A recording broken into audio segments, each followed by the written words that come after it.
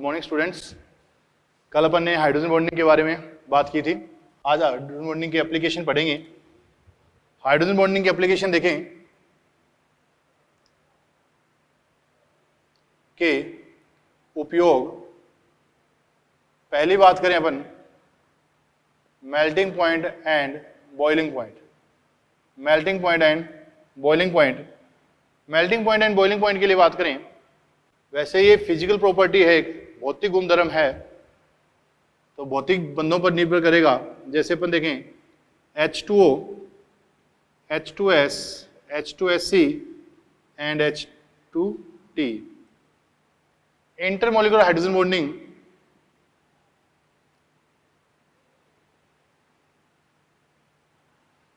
Bonding समानुपाती होती है किसके?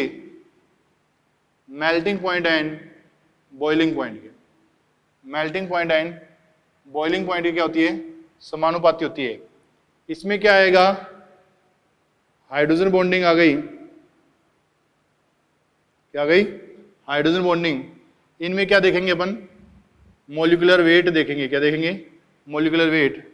तो सबसे ज्यादा किसका आएगा? H2O। उसके बाद में इनमें देखें, इसमें मॉलिक्यूलर वेट सबसे ज्यादा, तो क्या आएगा? H2TE, H2SE and H2S।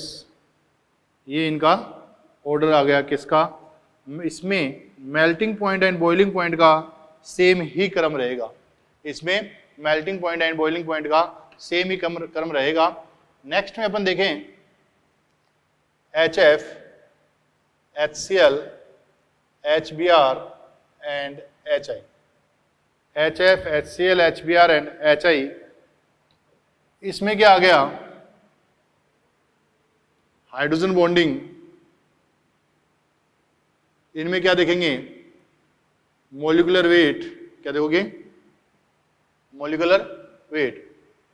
अगर मैं बॉइलिंग पॉइंट की बात करूं तो सबसे ज्यादा बॉइलिंग पॉइंट किसका आएगा? HF का, HI, HBr एंड HCl। ये किसका? बॉइलिंग पॉइंट का क्रम आ गया। किसका आ गया? बॉइलिंग पॉइंट का क्रम। मेल्टिंग पॉइंट देखो मैं, बेटा जी मेल्टिंग पॉइंट ध्यान देना, मेल्टिंग पॉइंट पैकिंग कैपेसिटी पर भी निर्भर करता है। पैकिंग कैपेसिटी पर भी निर्भर करता है। जिसकी पैकिंग कैपेसिटी अच्छी होगी उसके मेल्टिंग पॉइंट अच्छे होंगे। अपन ने एक लास्ट क्लास में बात की थी, HF ठोस अवस्था में कैसे संरचना रिप्रेजेंट करता है? जिग जैग संरचना रिप्रेजेंट करता है, जिग जैग संरचना प्रस्तुत करता है। जिग जैग संरचना होने के कारण HF का क्या हो जाएगा कि पैकिंग कैपेसिटी कम हो जाएगी, वीक पैकिंग कैपेसिटी हो जाएगी। वीक पैकिंग कैपेसिटी हो जाएगी तो इसका मेल्टिंग पॉइंट कम हो जाएगा। किसकी तुलना में?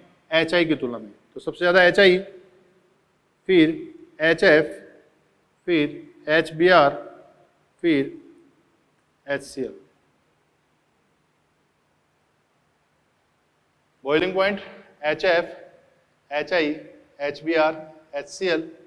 मेल्टिंग पॉइंट की बात करें, HI का मेल्टिंग पॉइंट ज्यादा होगा किससे? HF से। HF का कम क्यों हो गया HI की तुलना में? क्योंकि इसमें पैकिंग कैपेसिटी अच्छी नहीं हुई, क्योंकि इसकी संरचना कैसी होती है? जिग जैग होती है। नेक्स्ट बात करते हैं अपन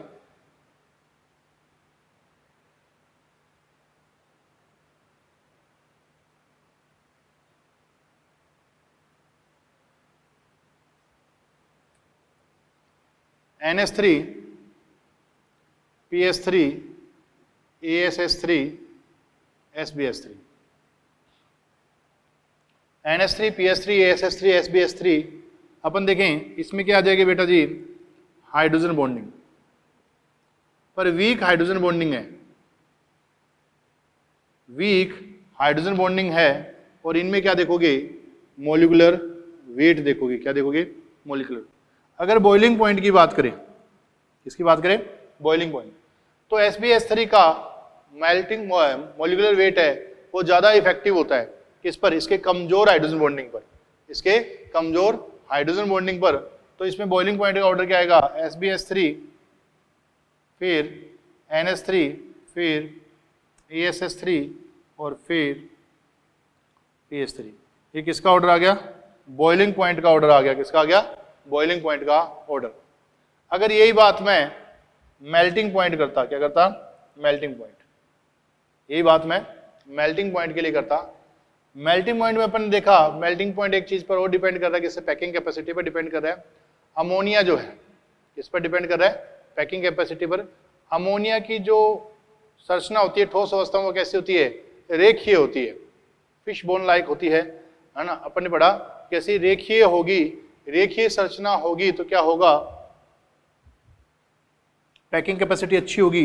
पैकिंग कैपेसिटी अच्छी होगी तो किसका ज्यादा हो जाएगा, NH3 का मेल्टिंग पॉइंट ज्यादा, फिर SbS3 और फिर ASS3 एंड लास्ट में कौन आ जाएगा, PS3 आ जाएगा। क्या आ जाएगा, PS3। तो अपन को इन दोनों में कुछ डिफरेंस नजर आ रहा है, तो ये ध्यान देना कि यहाँ पर अमोनिया में मेल्टिंग पॉइंट है वो ज्यादा इफेक्टिव होगा। आपको बात करें आपसे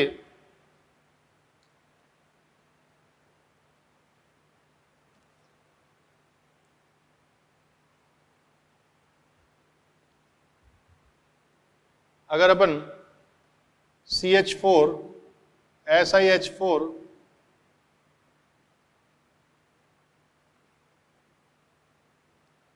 इनके स्पेशल नेम बताए थे अपन ने, इसका स्पेशल नेम है मीथेन, ये सिलेन, ये जर्मेन, ये स्टेनेन, ये प्लम्बेन,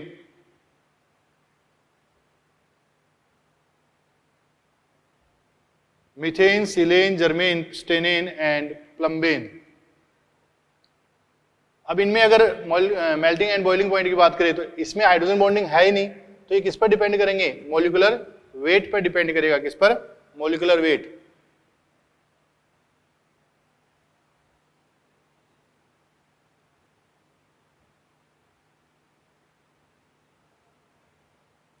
इनमें मॉलिक्यूलर वेट देखें, सबसे ज्यादा किसका आएगा, PbH4, फिर SnH4, फिर GeH4, फिर SiH4 और लास्ट में कौन आएगा, CH4 आएगा। क्या आएगा, CH4। तो ये अपना किसका, melting point and boiling point दोनों का ही ऑर्डर अपने को यही मिलेगा। Melting point and boiling point दोनों का ही ऑर्डर अपने को यही मिलेगा। अगर अपन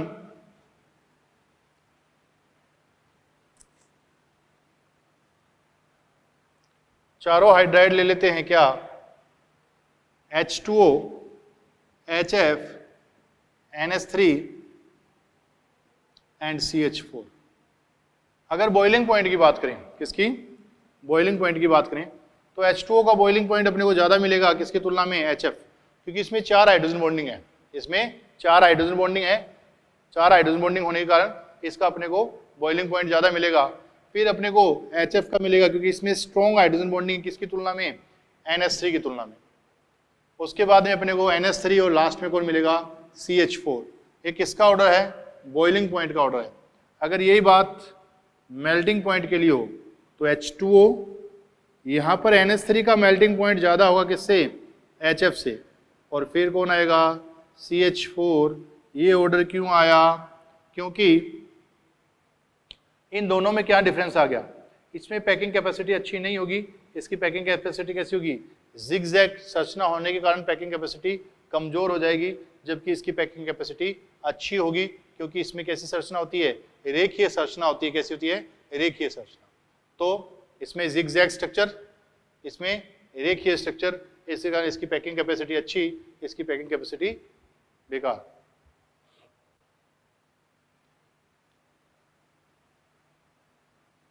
ऐसे ही एक क्वेश्चन पूछता है, क्या कारण है कि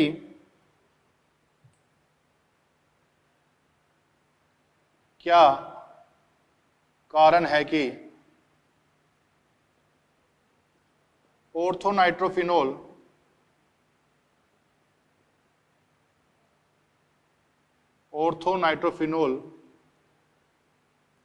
का क्वथनांक पैरानाइट्रोफिनोल की तुलना में अधिक है। क्या कारण है कि ऑर्थोनाइट्रोफिनोल का क्वथनांक पैरानाइट्रोफिनोल से अधिक है। देखो बेटा, ऑर्थोनाइट्रोफिनोल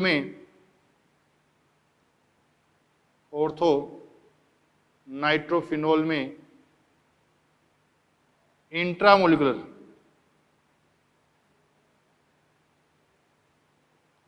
हाइड्रोजन बॉन्डिंग होती है। क्या होती है? Intramolecular hydrogen bonding. किसमें? ऑर्थोनाइट्रोफिनोल में। तो ये अकेला अणु रहता है, जबकि पैरानाइट्रोफिनोल में अपन देखें खूब सारे अणु आपस में जुड़े रहते हैं।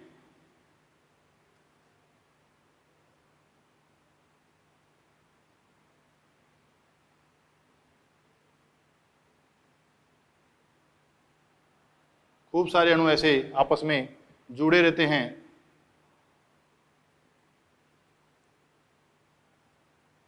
खूब सारे अणु आपस में जुड़े रहेंगे तो इनका मॉलिक्यूलर वेट बहुत ज्यादा हो जाएगा, इसलिए इनके क्वथनांक क्या अपने को ज्यादा मिलेंगे। रीजन क्या बताएंगे अपन? इसमें कौन सा होता है? Inter molecular hydrogen bonding. Inter molecular hydrogen bonding होती है। कौन सी होती है? Inter molecular hydrogen bonding. जबकि इसमें बात करें, इसमें कौन सी होगी? Intra molecular hydrogen bonding. इसमें कौन सी होगी? Inter molecular hydrogen bonding.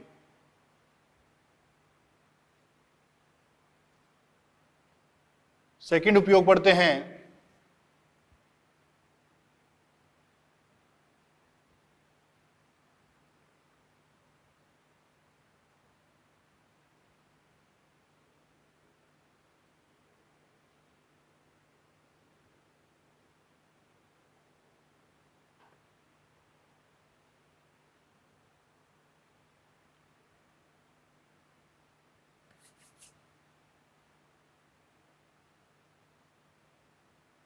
वाष्प दाब।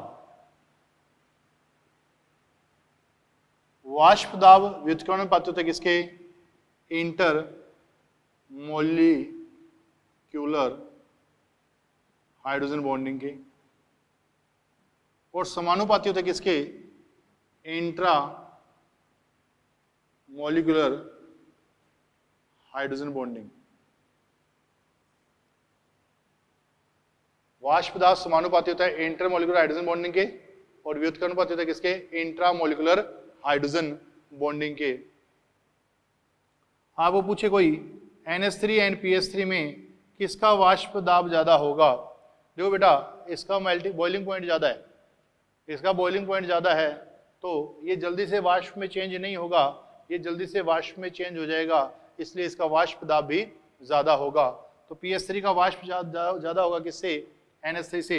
ऐसे ही बात करें अपन H2O एंड H2S, इसमें क्या, इन दोनों में क्या आ गई? या फिर HF एंड HCl, यहां पर क्या आ जाएगा? Hydrogen bonding. कौन सी?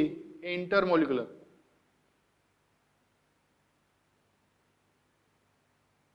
यहां ज्यादा किसका? यहां ज्यादा किसका? इसका। जो जितनी जल्दी वाष्प में बदलेगा उसका वाष्प दाब उतना अधिक होगा। जो जितनी जल्दी वाष्प में चेंज होगा उसका वाष्प दाब उतना अधिक होगा।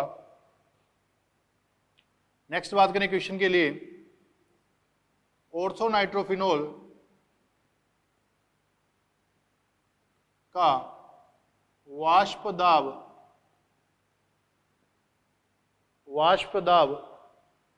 पैरानाइट्रोफिनोल से अधिक होता है, से अधिक होता है। ऑर्थोनाइट्रोफिनोल का वाष्प दाब पैरानाइट्रोफिनोल की तुलना में अधिक होता है। रीजन क्या है बेटा? वही रीजन है, पहले बात कर चुके हैं।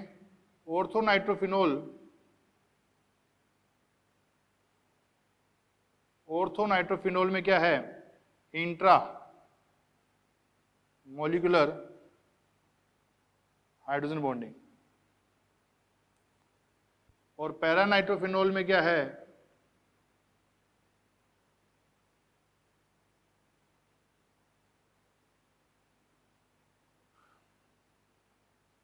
Inter molecular hydrogen bonding.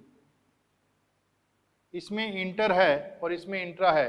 Inter molecular hydrogen bonding है तो इसमें खूब सारे अणु रहेंगे एक साथ, तो इनका बॉइलिंग पॉइंट बहुत ज़्यादा होगा, जबकि इनका बॉइलिंग पॉइंट क्या होगा, कम होगा। बॉइलिंग पॉइंट कम है तो इसका वाष्प दाब भी ज़्यादा होगा, इसका बॉइलिंग पॉइंट ज़्यादा है तो इसका वाष्प दाब कम होगा। तीसरा उपयोग पढ़ते हैं अपन,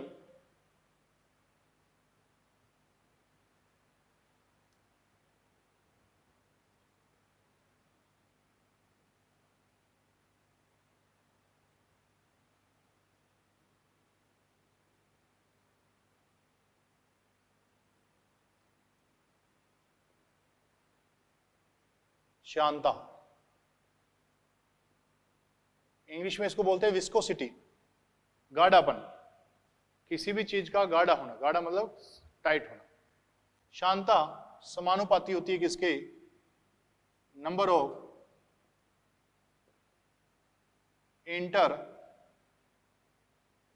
molecular hydrogen bonding. Intermolecular hydrogen bonding श्यानता समानुपाती होती है number of intermolecular hydrogen bonding की। जितनी ज्यादा इंटरमोलिकुलर हाइड्रोजन बॉन्डिंग होगी श्यानता उतनी अधिक होगी। जैसे मैं बात करूं CH3 CH2OH, CH2OH CH2OH CH2OH CHOH CH2OH।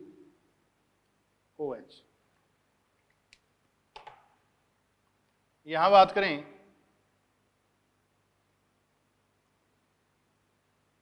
तीन हाइड्रोजन बॉन्डिंग है,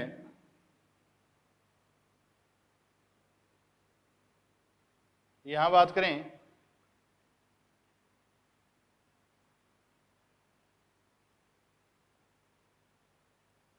छह हाइड्रोजन बॉन्डिंग है,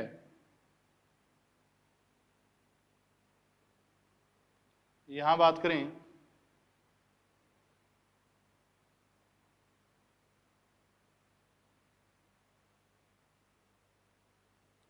9 हाइड्रोजन बॉन्डिंग है। कितनी है, 9 हाइड्रोजन बॉन्डिंग है। नंबर ऑफ हाइड्रोजन बॉन्डिंग बढ़ रही है। ये कौन है, अल्कोहल, ग्लाइकोल, गिल्सरीन या ग्लाइकोल, ये ग्लाइकोल है, ये गिल्सरीन है। तो गिल्सरीन में 9 हाइड्रोजन बॉन्डिंग है, नंबर ऑफ हाइड्रोजन बॉन्डिंग ज्यादा है, तो क्या होगा, इसकी विस्कोसिटी श्यानता भी ज्यादा होगी। सबसे ज्यादा श्यानता अपने को किसकी मिलेगी, गिल्सरीन की, फिर ग्लाइकोल की और फिर अल्कोहल की। किसकी, अल्कोहल की। तो अपने देखा नंबर ऑफ हाइड्रोजन बॉन्डिंग जितने ज्यादा होंगे श्यानता उतनी ज्यादा होगी।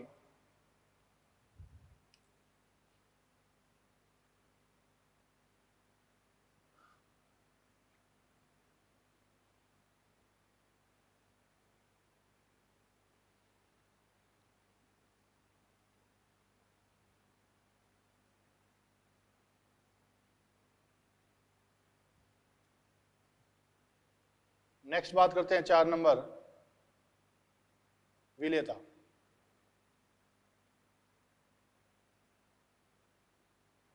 विलेयता की बात करें, कार्बनिक यौगिक, सामान्यतः कार्बनिक यौगिक अध्रुवीय विलायकों में विलय होते हैं, परंतु कुछ कार्बनिक यौगिक जिनमें इंटरमोलिकुलर हाइड्रोजन बॉन्डिंग पाया जाता है वे क्या, जल में विलय होते हैं। तो वे क्या लिखें, वे कार्बनिक यौगिक जिनमें इंटरमोलिकुलर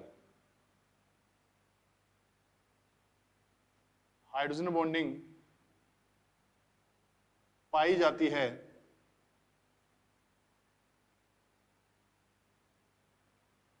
वे कार्बनिक यौगिक जिनमें इंटरमोलिकुलर हाइड्रोजन बॉन्डिंग पाई जाती है जल में विलेयता प्रदर्शित करते हैं, जल में विलेयता प्रदर्शित करते हैं। जैसे alcohol, alcohol 3 hydrogen bonding represent कर रहा है, इसलिए जल में क्या होता है, विलय होता है। जल में क्या होता है, विलय होता है। जल में क्या होता है, विलय होता है। नेक्स्ट बात करें, एक क्वेश्चन पूछता है वो आपसे,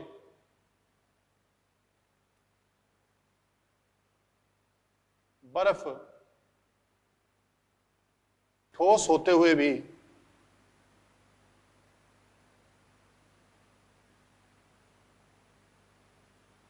जल पर तैरती है, क्यों?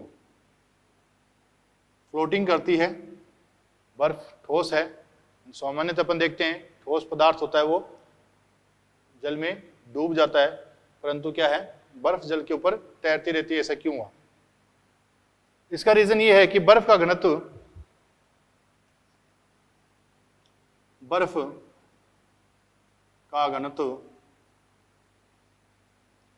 जल की तुलना में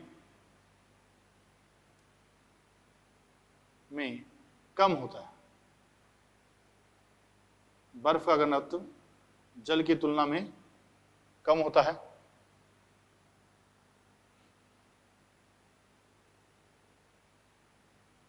क्यों? ऐसा क्यों हुआ? बर्फ में खुले पिंजरे नुमा संरचनाओं का निर्माण हो जाता है,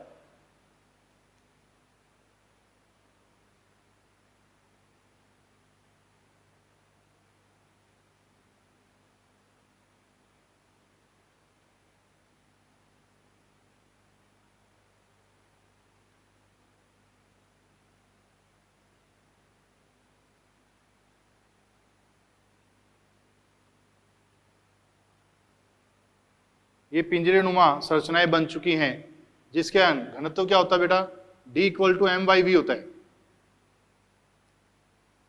इन पिंजरे नुमा संरचनाएं बनने के कारण क्या होता है, इन पिंजरे नुमा संरचनाएं बनने के कारण क्या होता है, वॉल्यूम बढ़ जाता है। वॉल्यूम क्या हो जाता है, बढ़ जाता है। वॉल्यूम बढ़ जाएगा तो डेंसिटी क्या हो जाएगी, घट जाएगी। क्या बात की अपन ने, पिंजरे नुमा संरचनाएं बन जाने के कारण, पिंजरे नुमा संरचनाएं बन जाने के कारण आयतन बढ़ जाता है। आयतन बढ़ जाने के कारण घनत्व घट जाता है। इसलिए बर्फ का घनत्व क्या, जल की तुलना में अपने को कम मिलता है। बर्फ का घनत्व मैक्सिमम अपने को कहाँ मिलता है, जल का घनत्व, नोट लगा लें, जल का घनत्व अधिकतम 4 डिग्री सेंटीग्रेड पर होता है। जल का घनत्व अधिकतम 4 डिग्री सेंटीग्रेड पर होता है। क्यों होता है 4 डिग्री सेंटीग्रेड पर? बात करें, जैसे ही अपन इसको गर्म करते हैं, जैसे ही अपन इसको गर्म करते हैं, कुछ हाइड्रोजन बंध टूटने लग जाते हैं। कुछ हाइड्रोजन बंध टूटेंगे तो यहाँ कौन प्रवेश करने लग जाता है, जल के अणु यहाँ पर प्रवेश करने लग जाते हैं। दोबारा सुनना, जैसे अपन इनको गर्म करते हैं तो कुछ हाइड्रोजन बंध टूटने लग जाते हैं। कुछ हाइड्रोजन बंध टूटेंगे तो यहाँ कौन प्रवेश करने लग जाएगा, यहाँ जल के अणु प्रवेश करने लग जाएंगे। जल के अणु प्रवेश करने के कारण D = m/v होता है। तो मास तो उतना का उतना रहा, परंतु जल के अणु यहाँ प्रवेश कर जाएंगे तो वॉल्यूम क्या हो जाएगा, घट जाएगा, और डेंसिटी क्या हो जाएगी, बढ़ जाएगी। तो डेंसिटी बढ़ेगी कहाँ तक, कब तक, 4 डिग्री सेंटीग्रेड तक। ये थोड़े थोड़े ये टूटने लग जाएंगे हल्के हल्के, परंतु जैसे ही अपन 4 डिग्री सेंटीग्रेड से ऊपर की ओर चलेंगे, 4 डिग्री सेंटीग्रेड से ऊपर की ओर चलेंगे, तो जल के अणुओं को क्या हो जाएगा कि काइनेटिक ऊर्जा, गतिज ऊर्जा बढ़ जाएगी जल के अणुओं की। जल के अणु की गतिज ऊर्जा बढ़ने के कारण फिर क्या होगा, वॉल्यूम फिर से बढ़ने लग जाएगा। वॉल्यूम फिर से बढ़ने लग गया तो डेंसिटी क्या होने लग जाएगी, घटने लग जाएगी। तो 4 डिग्री सेंटीग्रेड पर जल का घनत्व अधिकतम होता है। किसके कारण? अपन बात करेंगे 0 डिग्री सेंटीग्रेड से 4 डिग्री सेंटीग्रेड की ओर चलने पर, 0 डिग्री सेंटीग्रेड से 4 डिग्री सेंटीग्रेड की ओर चलने पर जल के हाइड्रोजन बंध हल्के हल्के कुछ हाइड्रोजन बंध का टूटते हैं, जिसके कारण पिंजरे नुमा संरचनाओं में क्या, जल के अणु प्रवेश करने लग जाते हैं। जल के अणु प्रवेश करेंगे तो वॉल्यूम घटने लग जाएगा। वॉल्यूम घटने लग जाएगा तो डेंसिटी बढ़ने लग जाएगी। परंतु जैसे ही अपन 4 डिग्री सेंटीग्रेड से ऊपर जाएंगे, 4 डिग्री सेंटीग्रेड से ऊपर जाने पर क्या होगा, गतिज ऊर्जा, जल के अणुओं की गतिज ऊर्जा बढ़ जाएगी, गतिज ऊर्जा बढ़ने का वॉल्यूम बढ़ जाएगा और डेंसिटी घट जाएगी। ये अपनी हाइड्रोजन बॉन्डिंग की बातें खत्म हुई। नेक्स्ट कुछ छोटी सी बातें अपन और करते हैं कि अकार्बनिक यौगिकों की संरचना निर्माण कैसे करोगे आप। उससे पहले एक नोट और लगा लें,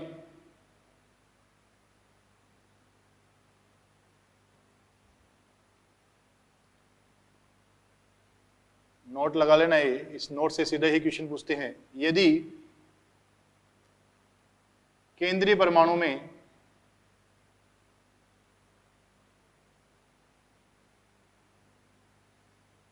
sp2 संकरण है तो बने हुए पाई बंधों में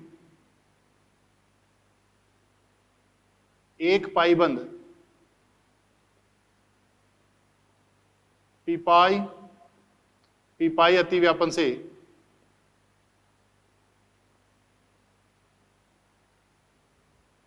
पीपाई अतिव्यापन से तथा शेष बंध पीपाई डीपाई अतिव्यापन से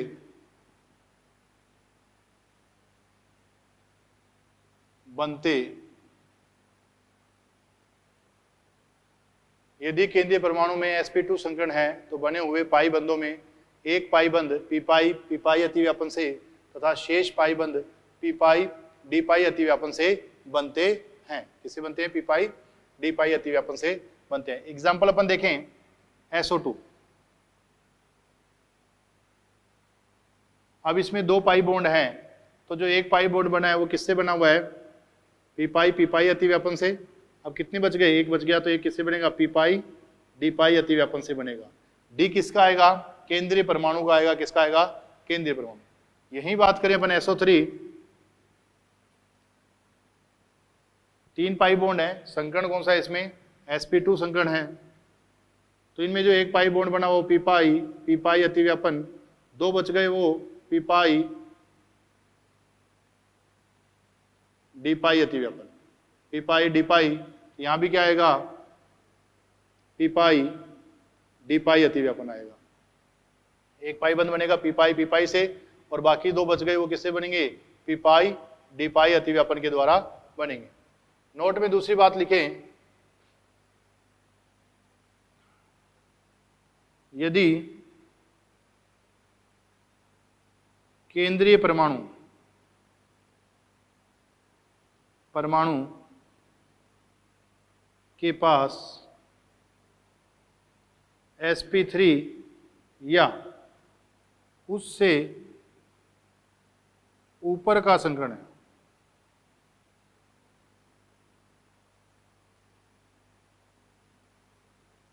तो यदि केंद्रीय परमाणु के पास sp3 या उससे ऊपर का संकरण है तो बने हुए पाई बंध बने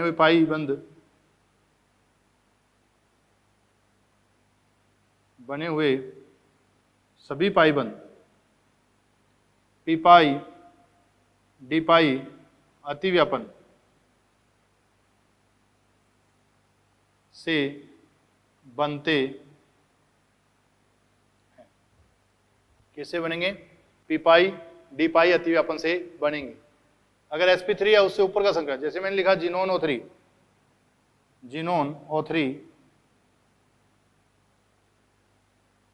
लोन पर पड़े sp3 संकरण है, तो जितने भी पाई बॉन्ड, कितने पाई बॉन्ड हैं? तीन पाई बॉन्ड है। तीनों के तीनों किससे बनेंगे? पीपाई डीपाई अतिव्यापन से बनेंगे। किससे बनेंगे? पीपाई डीपाई अतिव्यापन के द्वारा बनेंगे। तो अपने दो नोट हो गए। पहला नोट तो यदि केंद्रीय परमाणु में sp2 संकरण है तो एक तो किससे बनेगा? पीपाई से, और बाकी सारे पीपाई डीपाई से। अगर sp3 संकरण है या उससे ऊपर का कोई संकरण है तो सारे के सारे किससे बनेंगे? पीपाई डीपाई से बनेंगे। केंद्रीय परमाणु से डी आएगा और पार्श्व परमाणु से पी आएगा। नेक्स्ट अपन देखते हैं,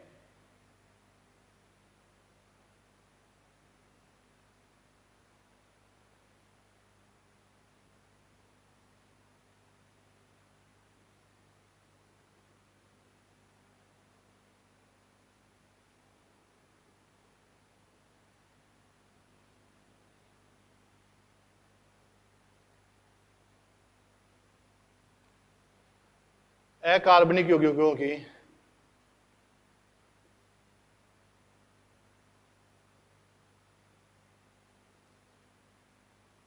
आंतरिक संरचना।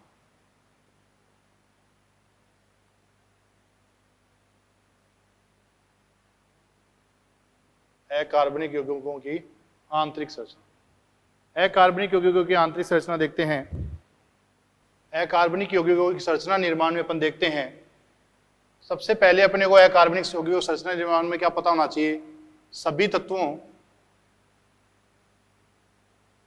के पास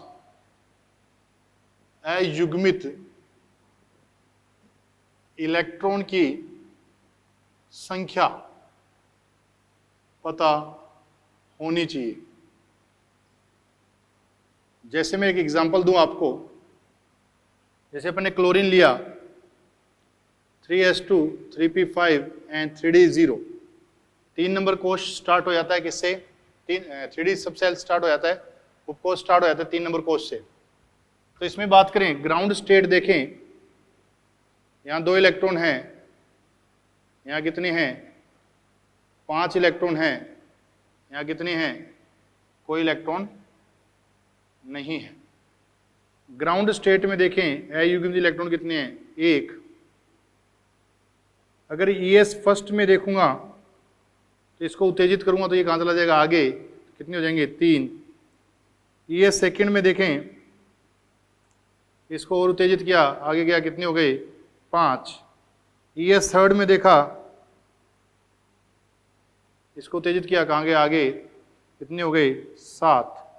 तो अपने पास अयुग्मित इलेक्ट्रॉनों की संख्या 1 3 5 7 इस हिसाब से चेंज हो रही है। ऐसे सल्फर में देखें 3s2 3p4 एंड 3d0, 2 4, यहां पर अभी कुछ भी नहीं है। ग्राउंड स्टेट देखा अयुग्मित इलेक्ट्रॉन 2, ES फर्स्ट में देखेंगे 4, इसको आगे भेज देंगे, कितने होंगे 4। ES सेकंड में देखें 6, कितने हो जाएंगे 6। तो यहाँ भी 2 4 6 चेंज हो रहे हैं। एक टेबल बनाएं,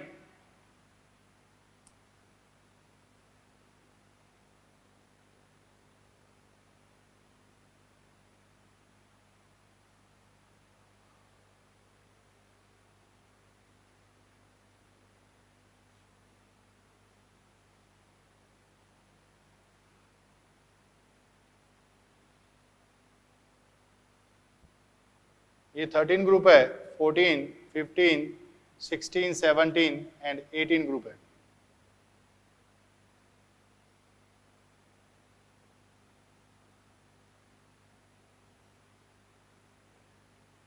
ground state ES first, ES second, ES third, ES fourth. 13 group में ग्राउंड स्टेट में कितने अयुग्मित इलेक्ट्रॉन होते हैं 1, यहाँ 2 3 2 1 0 होता है। आप करके देखोगे ऐसे इलेक्ट्रॉनिक विन्यास लिखोगे कि तो अपने को यही मिलेंगे। यहाँ कितना मिलेगा 3 4 5 4 3 2। अधिकतम अयुग्मित इलेक्ट्रॉन कितने हो सकते हैं, जितने बाह्यतम कोश में इलेक्ट्रॉन होंगे, इसके कितने 3 हो सकते हैं, इसके 4, इसके 5, इसके 6, इसके 7 और इसके 8। इसके पास कोई नहीं होगा, 4 मैक्सिमम हो सकते हैं, इसके पास 5 हो सकते हैं, इसके पास 6 हो सकते हैं, इसके पास 5, इसके पास 4 6 और ये 8। तो ये अयुग्मित इलेक्ट्रॉन की संख्या आ गई। जैसे आपको कोई पूछे IF5, IF5 कब बना हुआ है, कैसे बना हुआ है। IF5 है, कितने 5 हैं, 5 बंद बनाने हैं, सॉरी 5 बंद कब बनेंगे, ES सेकंड में बनेंगे। कब बनेंगे, ES सेकंड में। तो ये आपको पूछे कि IF5 कौन से एक्साइटेड स्टेट में बना हुआ है, ES सेकंड में बना हुआ है। तो अपने को सभी के बारे में अयुग्मित इलेक्ट्रॉनों के बारे में पता होना चाहिए। दूसरा रूल देखते हैं,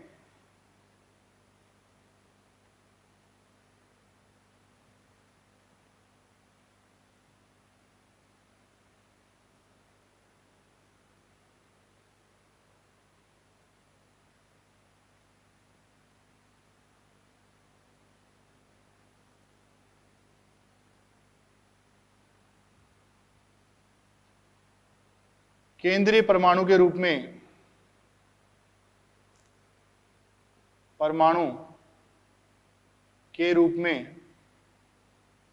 अधिकतम अयुग्मित इलेक्ट्रॉन युक्त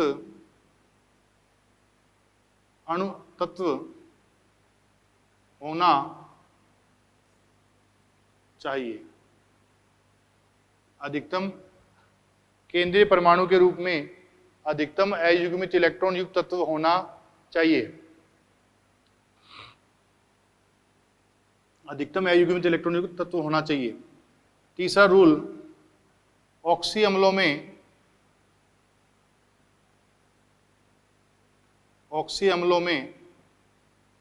केंद्रीय परमाणु के रूप में अधिकतम अयुग्मित इलेक्ट्रॉन युक्त तत्व होना चाहिए। ऑक्सी अम्लों में जहां तक संभव हो सके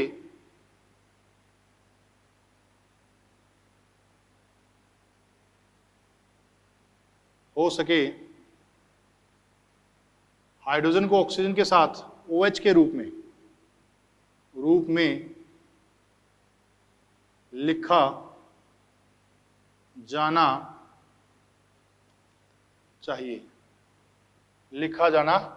चाहिए। फोर्थ देखिए, ऑक्सी अम्लों में OH लगाना है अपने को। फास्फोरस के ऑक्सी अम्लों में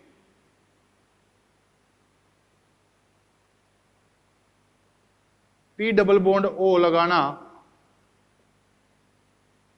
आवश्यक है।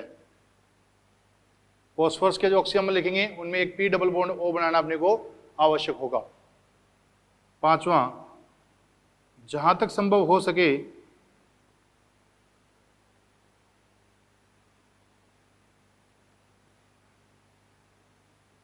तीन या चार परमाणु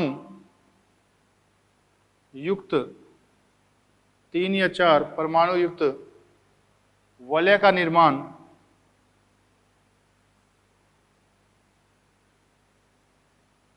नहीं करना चाहिए। 3 या 4 परमाणु युक्त वलय का निर्माण नहीं करना चाहिए। 6 नंबर बात करें, जहां तक संभव हो सके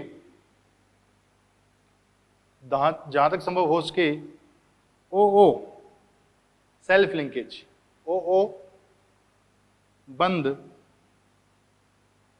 इसे बोलते हैं सेल्फ लिंकेज।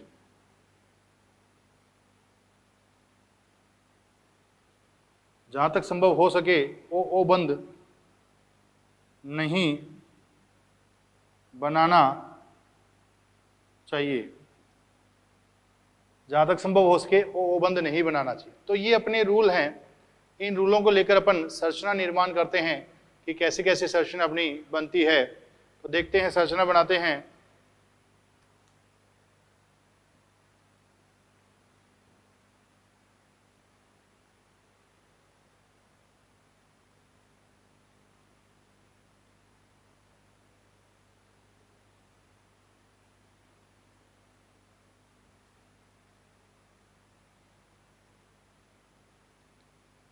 जैसे अपन लिखा H2SO4, बीच में कौन आया? Sulphur, OH and OH, double bond O, double bond O। मैंने लिखा H2SO3, S, OH and OH, double bond O। मैंने लिखा S3PO4, P बीच में, डबल बॉन्ड O, OH। अपने लिखा S3PO3, P बीच में पहले क्या बनाना है, डबल बॉन्ड O। इस बार देखो बेटा, एक ऑक्सीजन तो लग गया, अब ऑक्सीजन बचे 2, हाइड्रोजन है 3, तो अपन क्या करेंगे, 2 OH लगाएंगे और एक H। मैंने लिखा H3PO2 P double bond O, एक OH बचा H एंड H। नेक्स्ट बात करें H4 SiO4 SiOH OH OH and OH। H4 SiO4, अपन देखें HNO2 and double bond O OH। ये अपनी बात हो गई। तो अपन संरचना ऐसे बना सकते हैं।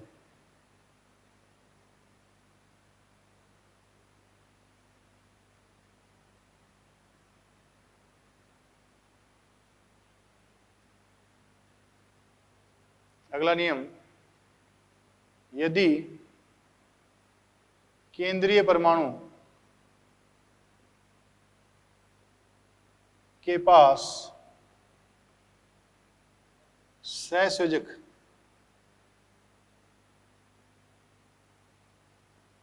बंध बनाने की क्षमता न हो तो उपसहसंयोजक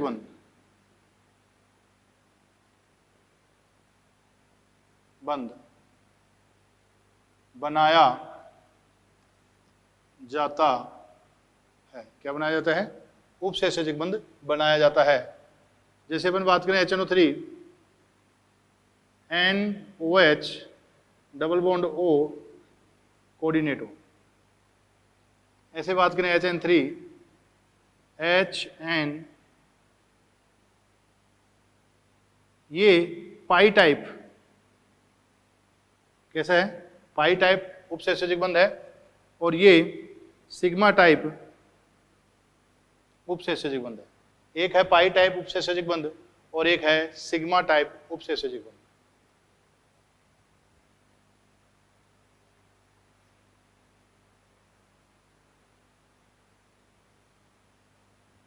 नेक्स्ट रूल देखें,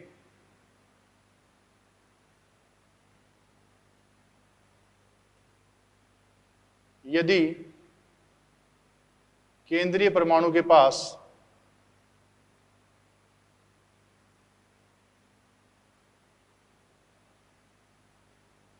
सहसंयोजक तथा उपसहसंयोजक दोनों प्रकार के बंध बनाने की प्रवृत्ति बनाने की क्षमता न हो तो मजबूरन क्या करना पड़ेगा, सेल्फ लिंकेज करनी होगी। मजबूरन सेल्फ लिंकेज करनी होगी। मैंने देखा H2SO5 HOS double bond O double bond O OH। अब अपने को सेल्फ लिंकेज करनी ही होगी, और जिन अणुओं में सेल्फ लिंकेज पाई जाती है उनका ऑक्सीकरण अंक सामान्य से अपने को ज्यादा मिलता है। जैसे यहाँ पर अपने को ऑक्सीकरण अंक इसका कितना मिलेगा, +8 मिल रहा है। कितना मिल रहा है, +8। जबकि सल्फर का मैक्सिमम ऑक्सीकरण अवस्था कितनी हो सकती है, +6 ही हो सकती है। कितनी हो सकती है, +6 हो सकती है। इसलिए इसमें क्या उपस्थित है, मतलब इसमें सेल्फ लिंकेज उपस्थित है। क्या उपस्थित है, सेल्फ लिंकेज। मैंने बात की H3PO5 P double bond O OH OH OOH। यहाँ ऑक्सीडेशन स्टेट देखी, +7 मिल रही है। कितनी मिल रही है, +7। +7 ऑक्सीडेशन स्टेट मिल रही है। मतलब क्या हुआ, यहाँ भी क्या उपस्थित है, सेल्फ लिंकेज उपस्थित है। क्या है, सेल्फ लिंकेज उपस्थित है। नेक्स्ट बात करें अपन, ये बातें की अपने कब की, जब केंद्रीय परमाणु कितनी हो, जब केंद्रीय परमाणु एक हो।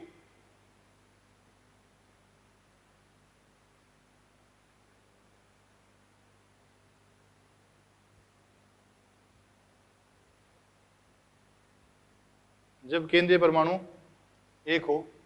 अब बात करते हैं यदि केंद्रीय परमाणु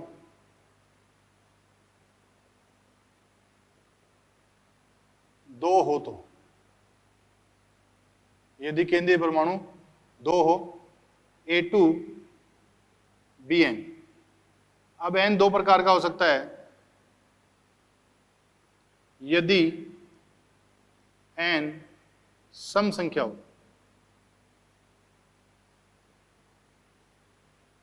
यदि N विषम संख्या हो, यदि n सम संख्या हो, यदि n विषम संख्या हो। सम संख्या होगा तो क्या होगा, a को a से जोड़ देना है, a को a से जोड़ देना है और n/2 इधर दे देने एटम, n/2 एटम इधर दे देने। अगर n विषम संख्या में हो तो क्या करना है, a b a, यहाँ कितने बच जाएंगे, n-1/2, इधर भी क्या हो जाएगा, n-1/2 हो जाएगा। जैसे अपन देखें H2S2O6, इधर देखें H2S2O7, H2S2O6 और H2S2O7, इसमें बात करें HO, S double bond O, double bond O, S double bond O, double bond O, OH। तो यहाँ पर दोनों के बीच में कोई भी बंध उपस्थित नहीं है। इनमें देखें HOS डबल बॉन्ड O,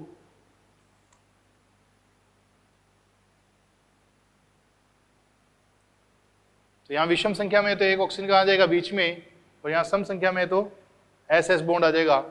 ऐसे कुछ एग्जांपल और देखें, H4P2O7, H4P2O6, H4P2O5, H4P2O7 देखा, POP, double bond O, double bond O, OH, OH, OH and OH। इसके लिए देखा P double bond O, P double bond O, OH, OH, OH and OH। इसके लिए देखा P OP double bond O, double bond O, एक OH इधर आ गया, एक OH इधर आ गया, ऑक्सीजन खत्म हो गए, तब क्या करेंगे, डायरेक्ट हाइड्रोजन जोड़ देंगे। तो ये अपने को समझ में आया, यदि केंद्रीय परमाणु दो या दो से अधिक हो तो संरचना अपन किस हिसाब से बनाएंगे। पर इसके अपने को कई अपने इस नियम के क्या मिलेंगे, अपवाद भी मिलेंगे। कुछ कम परमाणु ऐसे हैं, मॉलिक्यूल ऐसे हैं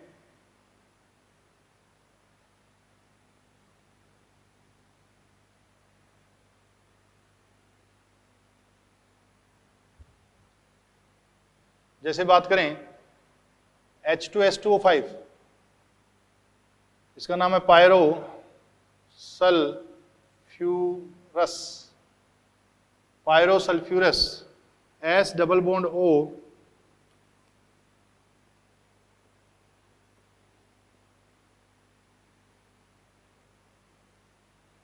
ये संरचना बन जाएगी। H2S2O8, SOO, S double bond O, double bond O, double bond O, double bond O, OH and OH। इसकी संरचना ये बनेगी।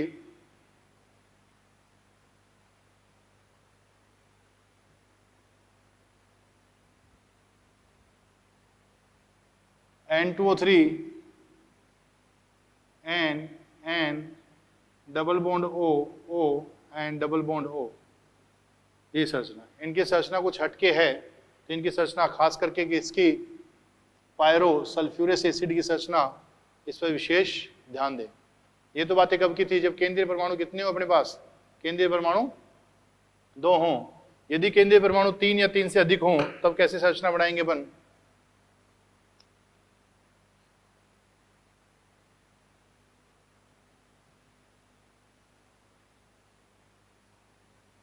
यदि केंद्रीय परमाणु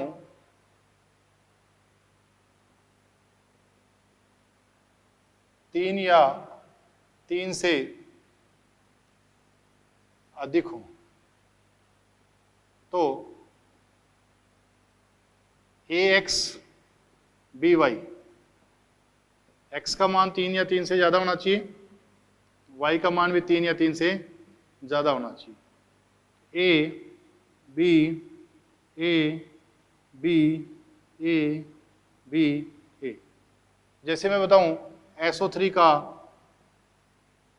त्रिलक, SO3 का त्रिलक तो क्या बन जाएगा S3O9, S3O9 SOSOSOS। कितनी बन गई? Double bond O, double bond O, double bond O, double bond O, double bond O, double bond O। HPO3 का त्रिलक, HPO3 का त्रिलक, HPO2 का त्रिलक, इनके त्रिलक बनाएं तो देखा S3P3O9, S3P3O9 POP double bond O, double bond O, double bond O, OH OH and OH। इसके लिए बात करें S3P3O6 POP OP OP double bond O, double bond O, O H H and H। ये त्रिलक बन गया। तो ये अपने संरचना निर्माण अपन ने पढ़ा है, तो इनसे आप संरचना बना सकते हो। मैक्सिमम स्ट्रक्चर अपने जो अपने नियम पढ़े हैं अपने, इनसे बन जाएगी। ये अपना केमिकल बॉन्डिंग खत्म होता है। केमिकल बॉन्डिंग बहुत ही इंपॉर्टेंट टॉपिक है बेटा, इसी टॉपिक से अपन आगे के टॉपिक कर पाएंगे, इसलिए इसकी एक बार रिवीजन करें और देखें कि अपने कौन कितने क्वेश्चन हो पा रहे हैं। आप मॉडल है, मॉडल में क्वेश्चन देखें और उन क्वेश्चनों को सॉल्व करें। अगर कोई क्वेश्चन नहीं आए तो प्रॉब्लम काउंटर है अपना, उस पर पूछें आप। तो केमिकल बॉन्डिंग अपना फिनिश होता है। आज के लिए इतना ही, नेक्स्ट चैप्टर की बात अपन नेक्स्ट क्लास में करेंगे। आज के लिए इतना ही, थैंक यू।